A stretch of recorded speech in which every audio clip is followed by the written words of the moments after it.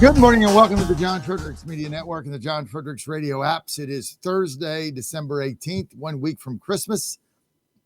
1 week away. Thank you for being with us today. President Trump last night in the White House, not in the Oval Office, in the diplomatic room. He likes to stand up. He had a lot of energy. Game on. Game on.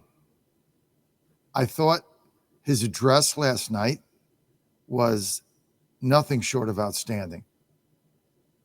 Now, there's two ways to look at this.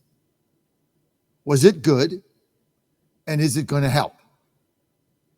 Those are the two things. So let's start with, was it good? No, it was great. I thought it was a great address. I thought the president was intense. He was focused. He was charged, energetic, but he was also cogent.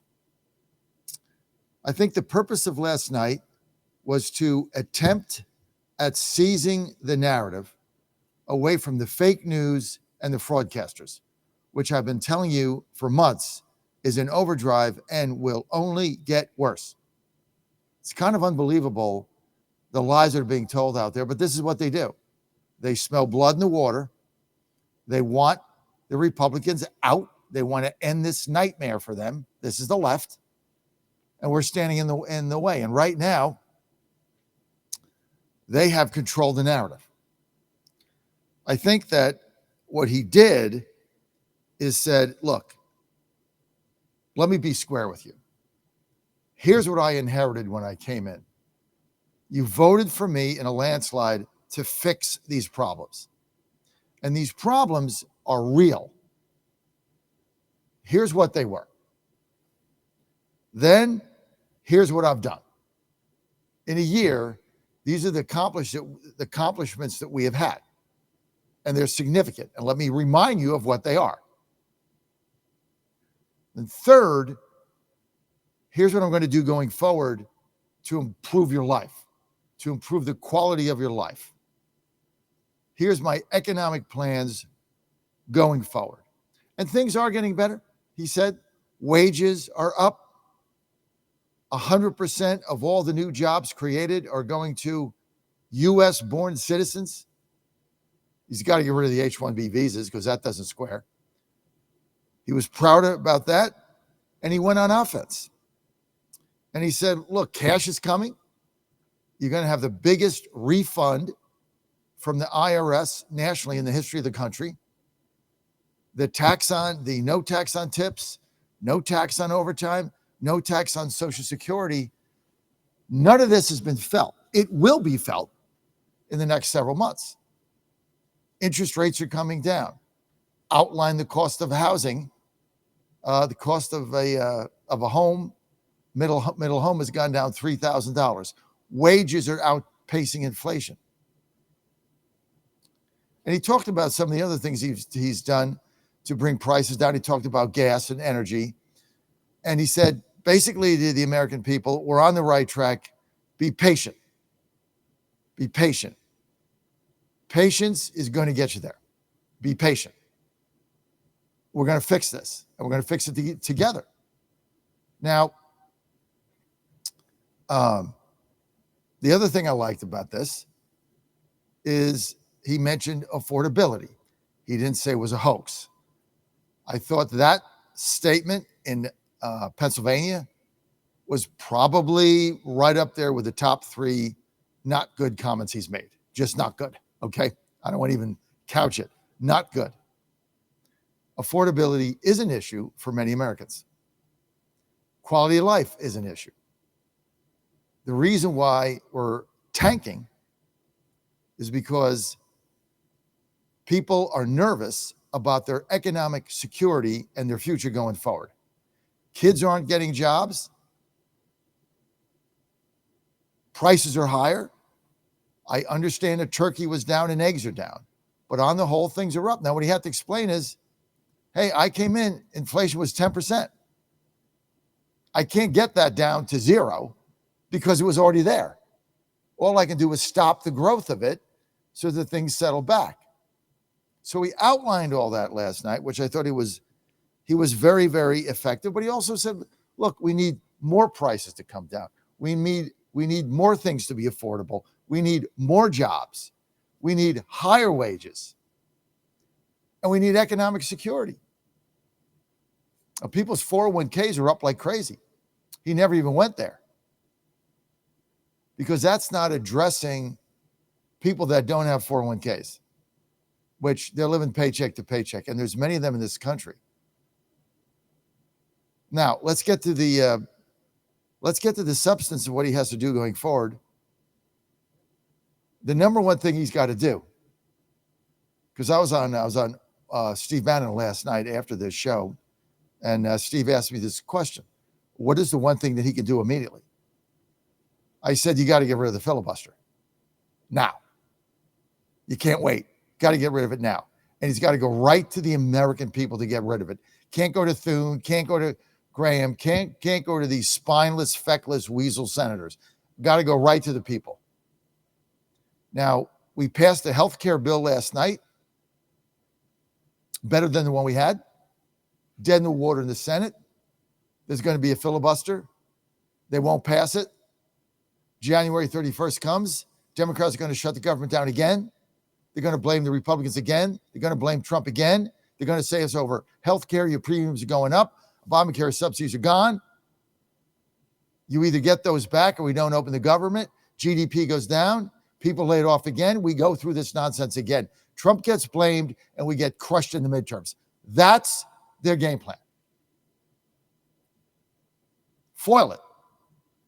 Foil it. Now, we're not going to get these Obama subsidies extended like I had preferred, but you got to play the hand you're dealt. I get on here every day and I say, you have to play against the defense they put on the court. You might not like that defense, but that's what you got to play against. You got to play the hand you're dealt. Playing cards, you're dealt a lousy hand. You got to figure it out. It is what it is. You got to play the game as it's laid out for you. And the game as it's laid out is the Obamacare subsidies are not there. Now, the alternative is to give that money directly back to the people that were getting the subsidies so they can pick their own insurance and pay for it themselves. In a perfect world, not a bad idea. But that is what we're going to do. That is what they passed last night in the House. Well, not pass the Senate without breaking the filibuster. Now, here's the reality. We're losing everywhere. This is no joke. This is no panic. We're losing everything. The losing streak that we have right now, electorally, is, I can't think of one in my lifetime worse. We've lost 25 out of the last 26 elections. I think somebody got beat last night in Tennessee. I just read, I don't know if it was fake or not, but I didn't have time to check it out. But we're losing everything. And people are speaking by not voting or voting for the other guys. Like left wingers. Right now, AOC is going to be the nominee and win a bunch of states. This is the reality of where we are. So 1 year's done. And right now, we had a lead. And they scored 3 touchdowns with 3 minutes to go in the first half. So our 10-0 lead, now we're down 21-10 going into halftime. We had 2 interceptions and a fumble, and they scored on all 3, and now we're down by 11. We're down 2 scores or 3 going into the half, and they're getting the ball. They got the ball. I mean, if you follow football, this is where we are at. And I'm not going to sugarcoat this. All hands on deck. I love this $1,776 for every active service member. Sean, nice Christmas bonus. You deserve it. You all deserve it. I love that. Taking it from the tariffs. I love the tariff 2,000 rebate idea, but he can't get there right now because he doesn't know what SCOTUS is going to do with the tariffs. So they were reticent to roll that out last night. But they right now have enough money because of the tariffs to give every active military person $1,776. And if you're husband and wife, you're getting $3,500 check. Checks are in the mail, he said. That was great. He said prices are down, but we need to do more. Now, President Trump is never going to show empathy. He's not Bill Clinton. Okay, he's not going to do that. He's not going to show empathy. It's not in his nature. This was the next best thing. Right? Now, he's an empathetic man, but that's not his persona. He is who he is. And what you saw last night is who President Trump is. Clear, concise, cogent, direct, energized, in your face to a certain extent, in a gentle manner, which I thought the speech was a 10. Now, here's the opportunity. The opportunity is to pivot, is to take this address and build from there. Go into halftime, go to Rocky Mountain Friday, and take this initiative and capitalize on it. Vance did a great job in Allentown. I've heard that from a number of people. A little bit of a different personality. But I don't want to hear any more Marjorie Taylor Greene or Marjorie Taylor Brown, or none of this stuff is helpful. People want action. They're concerned about their future. They're concerned about prices, economic security, jobs, future, kids. And they don't like what's going on. Poll came out the other day. President Trump's approval rating was the lowest it's been in 2 terms. Part of it is the fake news and the fraudcasters. I get it. But you can't change that either. And it doesn't help when one of your key aides, Susie Wiles, it's not helpful when you spend 11 months interviewing with Vanity Fair, which is another left-wing rag. It's just not helpful. It doesn't help the cause. It doesn't help us in the short term. Maybe it helps her in the long term. I don't know what her plan was. I love her to death. I think she's a great lady.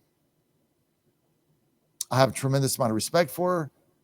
But it would be hard to say that article that came out was helpful. It just was not helpful. Don't know why she did it. Don't care. I'm already past it. But it's just not helpful. These are the things that we really need to focus on. Focus, focus, focus. Focus again. For focus. The time of ideology was 2024. Now it's the time for tactical implementation to get results for the American people that they feel and that are palpable. More money in your pocket, higher wages, less taxes, more prosperity opportunity. Prosperity now becomes the key. We've got to get prices down. Gas continue to go down. Energy's got to go down. Get these coal plants open. And let's be smart about what we're doing. Let's be smart about it. Inflation has to get arrested. When Trump first term, inflation was 1%. It was negligible. Nobody talked about price increases. But they're feeling the Biden thing, and you just can't snap your fingers and get this down. Now, the increase has been down, and certain things are down. But overall, the other thing is the focus on foreign policy. Not good. I understand peace prize. I understand wars. At the end of the day, nobody cares anymore about Ukraine, Israel, Gaza. We just don't care. Life's got to be better. The message has to be going forward this year. I'm going to take action that every day I'm going to do something that is aimed at improving the quality of your life. What I loved what he did last night is he outlined why we're doing these deportations. Because first it was crime. And then you start seeing people deported that are not criminals. And a lot of Americans didn't understand that. And they felt bad for these people. I mean, it's human nature. We're a good-natured country. So you started to see the raids and ICE and the masks and, Pritzker getting on TV and all this stuff. And you started to feel bad for these people. And that's why the Hispanic community was starting to turn on him. They didn't like raids at the chicken farm. These people are not criminals, but they're here illegally. But here's what President Trump said. They can't stay here because they came, there was an invasion. They took your jobs. They took your economic security. They drove down your wages. They drove down your raises. They filled up your hospitals. You couldn't get health care. You paid for it. You paid for their housing. You paid for their food. You paid for their education. Your schools were crowded. Housing went up because government was paying their rent, which was sucking up occupancy at the rack rate. Why should they rent to you at a lower rate when they can rent to the government at a rack rate and get paid by the federal government or the state government or the city government, or whoever was doing it? So the illegals caused huge problems, and you paid for it with your money, and now we're broke. And we can't go on this way. So I thought he did a very good job in laying this out. Now, the key is going to be going forward. I would take the filibuster, and I wouldn't be yelling and screaming. This is the other thing. There's a lot of ranting and raving going on. And I get when things get tight, you rant and rave. Look, I do it. I get it. Right? We all rant and rave. But the time for ranting and raving is over. It's the time for determined, focused, incisive, calm action. If we can get that done, we do have a really good opportunity after last night to turn the corner, stop the hemorrhaging, because that's what it is, turn the corner, and maybe get into a position where people are feeling better about their life, feeling better about their future, and we're going to have a fighting chance to hold on to the Republican majority in the midterms. Right now, if the election were held today, we would lose probably 30 to 35 seats. They would impeach Trump on the third day. Everything would stop. They'll drag everybody in.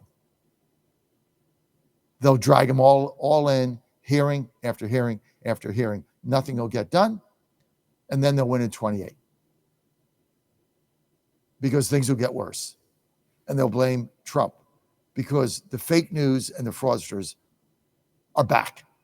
We thought maybe after 24 we got rid of them, or we were, they were not as effective. No. I'm telling you, I'm here in D.C. They're more powerful than ever. And we give them the power. They give them the power in that briefing room. They give them the power with the Vanity Fair interview. They're giving him the power. Just handing it to him. We had taken a lot of that away. They're just giving it back. Maybe, they're not realizing it, but I'm just here to tell you exactly the truth of what is going on.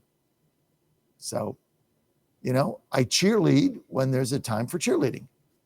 Right now is not a time for cheerleading. Right now is not a time for deep ideological debates. Who's a MAGA? Who's not MAGA? Who's a right? Stop.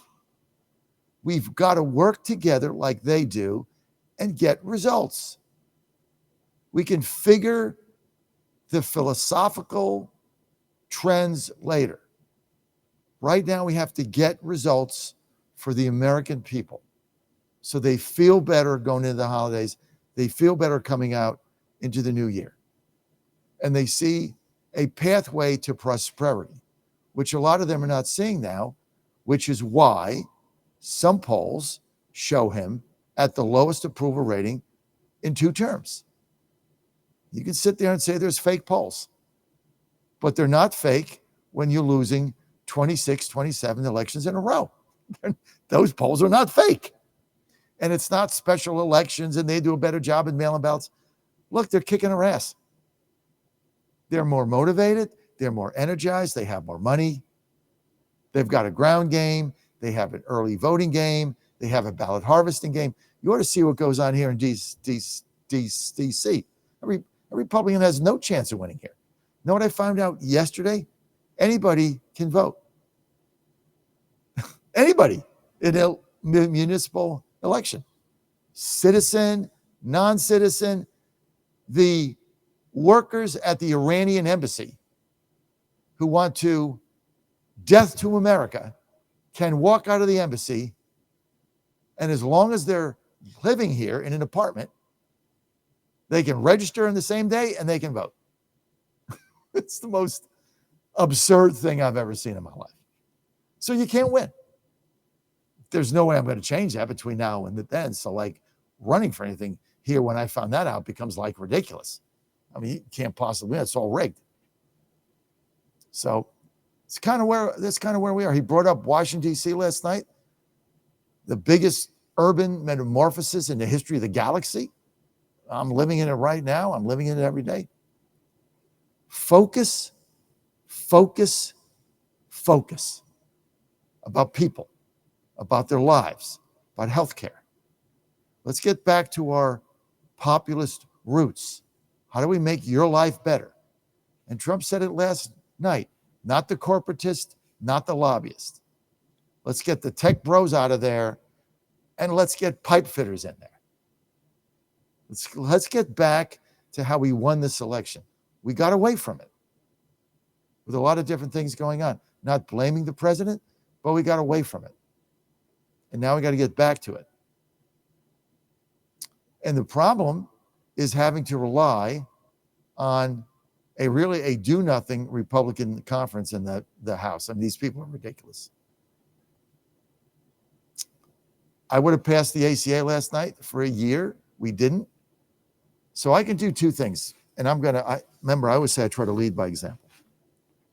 I can do two things. One, I can whine about the fact that I didn't get my way and I was right. Could do that. Let's see. What will that accomplish? Nothing. Zero. Or we got to play the hand we're dealt. What they passed is what they passed. We have to figure out for these people that their premiums are going up, how can we help them? Because they're not going to get the subsidy extended. It is what it is. So we got to go to plan B, and we got to all get on the same page. And there's got to be a way to do that by giving them direct cash payments in order to make up that difference, and for them to shop their own insurance and maybe get a better deal. Might be the way to go. Either way, that is the way we're going. So I don't agree with it, but it's done. So now you got to move. Now you got to move on, and you got to get on your team. You know, they called the play in a huddle. I don't like the play. I would have called this other play, but I'm not the quarterback, right?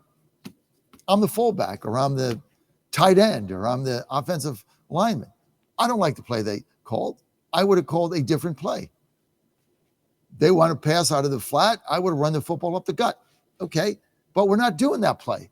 So now I'm a tight end. I got to go find the guy in that scheme. I need to block. I'm on the team. I'm in the huddle. I'm not going to take my bat and ball and go home because I didn't get my way. You're married. You never get your way, right? Figure it out, right? I get it. John Fredericks Media Network, Trucking the Truth across America. In your heart, you know I'm right. I'm going to take your calls when I get back. 888-480-JOHN, 888-480-5646. Stay with us. Tyler, let's run a couple ads here. I got to get my coffee, which I just made a fresh pot, and we'll be ready to go. Hang in there.